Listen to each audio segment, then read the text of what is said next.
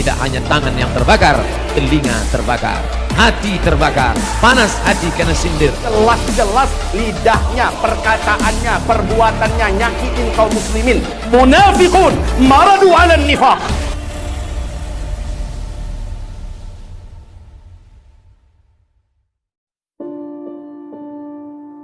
Al-qabidu ala dinihi, orang yang berpegang teguh memegang agama ini nanti di akhir zaman. Kal-qabidi ala al-jamri, seperti orang yang memegang bara api.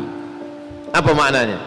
Orang kalau sudah memegang bara api, ketika dia terasa panas, dia lepaskan.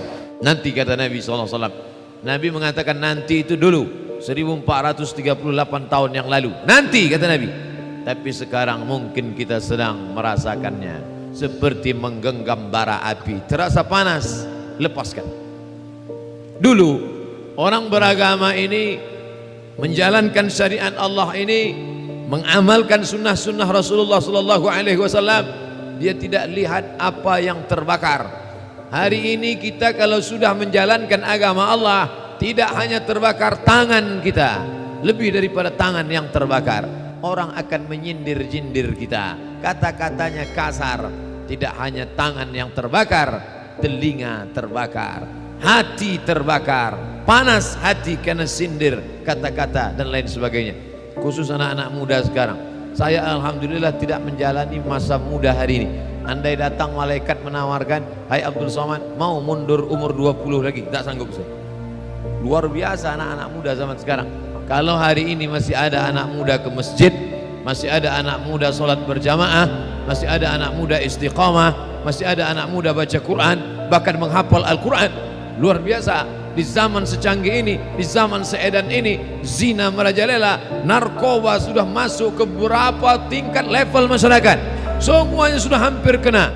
Tapi di hari zaman saat ini masih ada anak muda sebelum azan berkumandang sudah berwudu dalam masjid baca Quran. Kawan-kawannya tentu tidak semuanya senang, bicara mulai miring. Si Anu di mana sekarang? Itu di masjid. Nampaknya mati muda kawan kita tuh. Panas telinga. Kalmasi 'alal jamri, bukan seperti menggenggam bara. Bara api dipegang, tangan panas, telinga pun panas, hati panas, mata panas. Orang ejek mengejek, sindir menyindir. Tapi Nabi sudah wanti-wanti, inilah nilai jihad kalian. Kalian akan mati menghadap Allah Subhanahu wa ta'ala, akan membawa ini semua.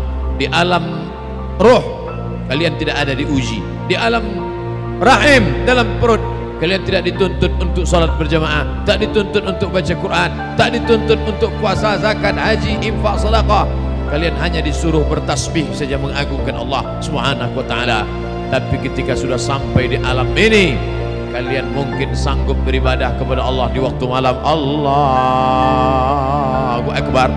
Mungkin sanggup salat duha istiqamah, mungkin sanggup satu hari baca Quran satu juz, one day one juz. Tapi kalau sudah bicara tentang kepentingan, kalau sudah bicara tentang maslahat orang banyak, disitulah iman akan teruji. Maka Nabi sudah memberikan gambaran yang luar biasa. Kal qabid, qabid, qabada yaqbidu qabid, seperti orang yang menggenggam bara api akan terbakar. Lepaskan, masukkan ke air, api akan mati. Matikah Islam kalau kita lepaskan? Tidak. Itu bedanya. Ini agama punya Allah. Nurun ala nur, cahaya di atas cahaya. Yuriduna yutfi'u nur Allah, mereka mau memadamkan cahaya Allah. Wallahu mutimmu nurihi, Allah yang akan menyempurnakan. Abu Jahal, Abu Lahab, Abu Sufyan, semua orang-orang Arab jahiliyah ingin memadamkan bara api itu. Mereka siram dengan air, mereka masukkan ke pasir, mereka ingin padamkan api Islam. Wallahu mutimmu nurihi, Allah menyempurnakan cahaya Islam. Walau karihal kafirun, walaupun orang kafir benci tak suka, dia bangkit. Abu Jahal menyiramnya, Abu Lahab memadamkannya, Abu Sufyan sebelum masuk Islam menginjak-injaknya. Tapi di sudut sana ada Abu Bakar Siddiq, ada Abu Dihdah, ada Abu Talha, ada Ali bin Abi Talib, ada Uthman bin Affan, ada Zaid ibn Thabit, ada Muawiyah bin Abi Sufyan, ada Ubay bin Ka'ab, ada Talha, ada Zubair, ada Aisyah, ada Safiyah binti Huyai, ada Asma binti Abi Bakar. Satu kelompok memadamkan, satu kelompok akan menaikkan. Kita tinggal pilih, kamu ingin menjadi kelompok yang memadamkan cahaya Allah, yang memadamkan api perjuangan kobaran Islam, atau menjadi orang yang menghidupkannya. Allah berjanji dalam Al-Quran, wa may yartadda minkum an dinihi, siapa di antara kalian yartadda, orangnya yartadda, perbuatannya yartadda. Orang yang yartadda itu disebut dengan murtad. Na'udzubillah. Setiap kali menyebut murtad, ulama selalu mengatakan wal iyadzubillah wa na'udzubillah wa a'udzubillah, saking takutnya mati dalam keadaan murtad. Wa may yartadda minkum an dinihi, siapa di antara kalian murtad, ditinggalkannya agama ini, fasaufa ya'tillah, Allah akan diganti Allah Ta'ala biqaumin, dengan sekelompok orang, yuhibbuhum wa yuhibbunahu, Allah cinta kepada mereka, mereka pun cinta kepada Allah. Yujahiduna fi sabilillah, mereka berjihad, berjuang di jalan Allah. Wala yakhafuna fillah laumata laim, mereka tak pernah takut kepada siapa yang mengejek, kepada siapa yang mencaci maki. Allah berjanji, wa may yartadda minkum an dinihi, siapa di antara kalian yang murtad dari agamanya, fasaufa ya'tillah, Allah akan ganti dengan sekelompok orang. Tinggal lagi kita memilih, apakah kita sekelompok yang memadamkan cahaya Allah, atau kita sekelompok yang menghidupkan cahaya Allah. Bapak Ibu yang dimuliakan Allah Subhanahu wa taala, hari ini orang yang memegang, menggenggam bara api itu dianggap sebagai orang yang menyalakan api cahaya Islam. Minaz zulumat, dari yang gelap, ila nur, kepada yang terang benderang.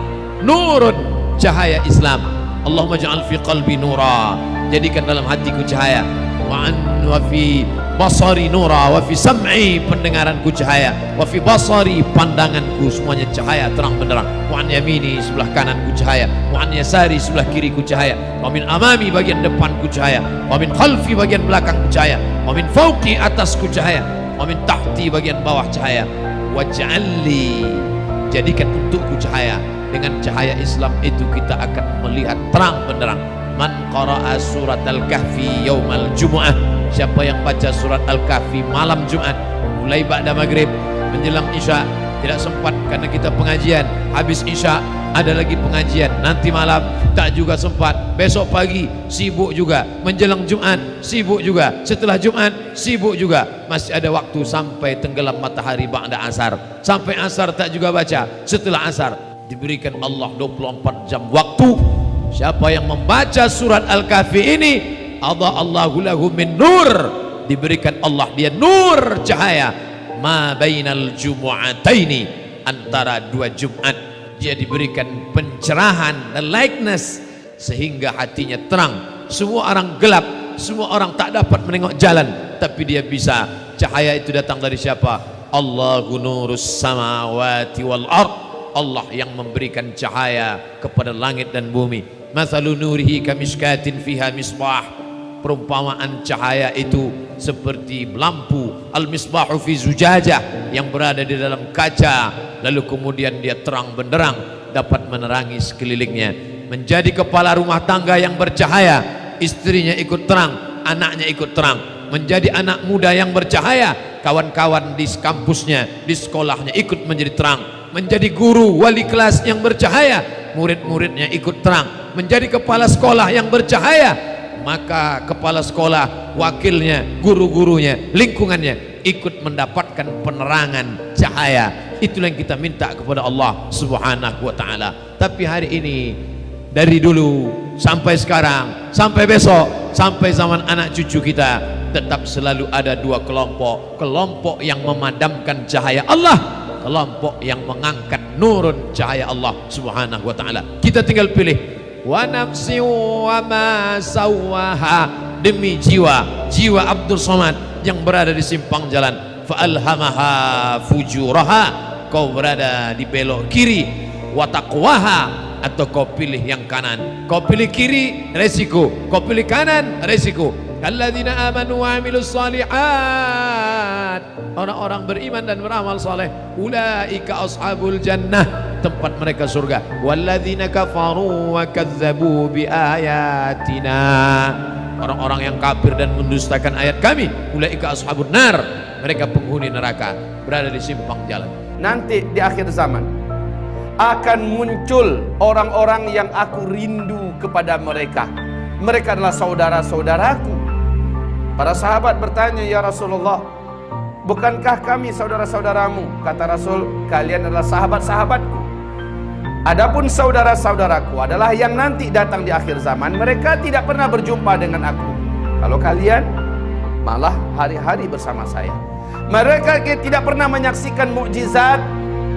Mereka tidak pernah menyaksikan wahyu turun, dan mereka tidak pernah berperang bersama aku. Tetapi sayang mereka, cinta mereka, rindu mereka, fanatik mereka kepada sunnahku seperti kalian kepadaku. Aku rindu dengan mereka. Siapapun di antara mereka yang mengamalkan satu amalan yang pada hari itu umatku pada rame-rame menguburnya, umatku rame-rame mematikannya, justru mereka yang membangkitkannya dan menghidupkannya, pahala mereka 50 dari kalangan kalian. Satu hadis sahabat bertanya, khamsina rajulan minna minhum ya Rasulullah, 50 dari kami atau 50 dari mereka ya Rasul? Rasul menjawab, bal minkum, 50 nilainya daripada kalian, 50 kalian, satu orang dari mereka. Generasi akhir zaman, orang-orang yang fanatik dengan pola dan cara hidup beragamanya para sahabat, direkomendasikan oleh Rasulullah, mereka seperti itu di akhir zaman, kelipatannya 50 kali para sahabat di segi nilai dan pahala. Allahu Akbar. Kelompok kedua dari umat Nabi, kita baca ayat yang ke-101. Dan na'udzubillah, kita berlindung pada Allah dari tipikal yang kedua ini. Wa mimman hawlakum minal a'rabi munafiqun. Di antara sekeliling kamu, hai Muhammad, dari kalangan orang-orang Arab adalah orang-orang munafik. Jadi ikut pengajian juga. Ikut pengajian juga. Ilir mudik juga bersama Nabi dan para sahabat, tetapi mereka munafikun. Kebersamaannya bersama Nabi bukan mencari manfaat dan mengambil faidah bagaimana cara mengamalkan ayat ini, mengamalkan sunnah itu, bukan, tapi mencari-cari celah nih, di mana bagian yang lemah nih, yang bisa diekspos keluar. Ustadz ini di bagian mana sisi lemahnya, sesatnya, buat diekspos keluar untuk mengadu domba umat, membuat umat jadi benci kepada majelis itu, pengajian ini dan sebagainya. Jadi keberadaannya di majelis ilmu bukan untuk mengambil manfaat, tetapi mencari sisi dan letak bagian lemah yang mana ada pada ustadz ini atau pada majelis ilmu yang ini.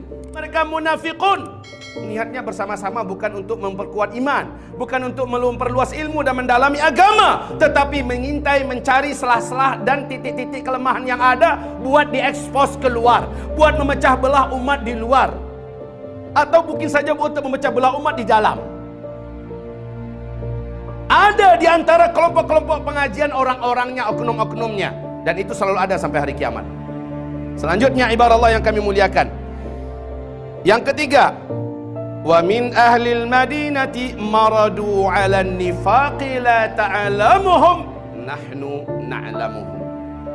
Di antara mereka ada yang diam-diam di sekitar kamu, diam-diam, kayaknya sahabat, kayaknya berpihak dan membela kita, kayaknya kalau ngomongnya sewarna dengan kita, bahasanya sebahasa dengan kita, diam-diam maradu 'alan nifaq.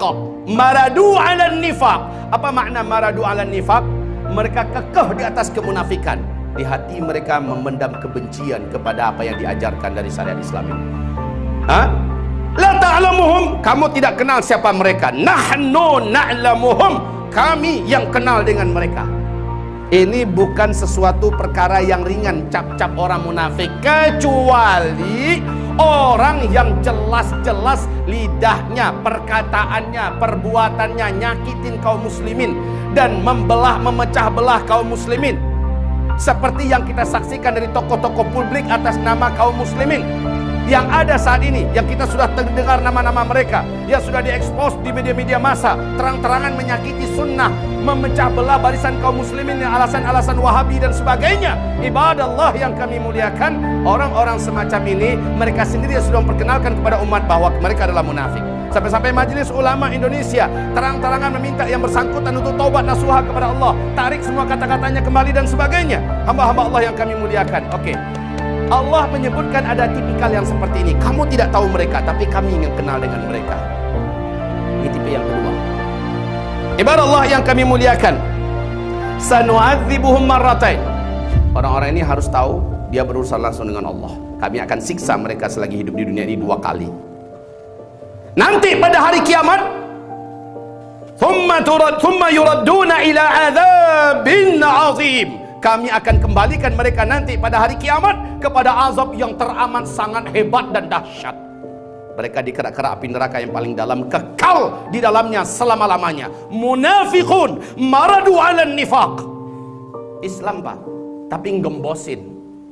Islam ikut di pengajian tapi buat makar, mecah belah umat, untuk mengeksploitasi keluar pernyataan yang seandainya ustadz ini ada tergelincir sedikit aja langsung diekspos.